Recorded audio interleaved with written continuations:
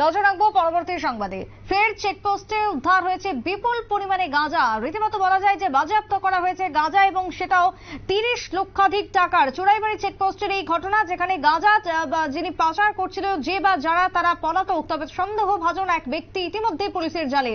দিনরাত চলছে পাচার অব্যাহত রয়েছে। পুলিশের নাকা চেকিং সেটাকেও এক প্রকার চোখে ধুলো দিয়ে গাঁজা পাচার অব্যাহত রয়েছে।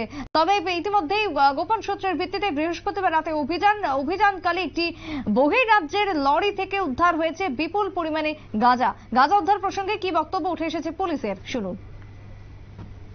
চোরাইবাড়ি থানার যে বড় বাবু রূপন সাহা, ওনার কাছে খবর ছিল একটা গাড়ি AS-17C 6042 আগরতলা থেকে গুয়াহাটি থেকে যাচ্ছিল গাড়িটা।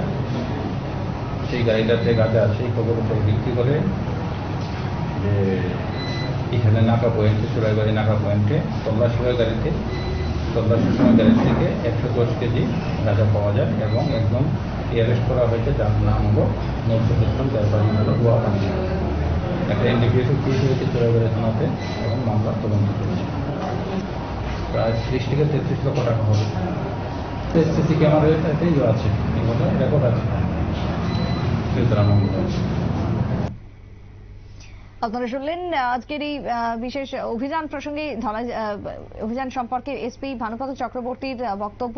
এবং NDPS ধারায় মামলা রুজু করা হয়েছে আটক ব্যক্তির বিরুদ্ধে। শনিবার সকালে ধর্মনগর জেলা এবং দায়রা আদালতে সোপর্দ করা হবে, এমনটাই খবর উঠে আসছে এসপির থেকে। ছোট্ট বিরতির পর ফিরবো, সঙ্গে থাকুন।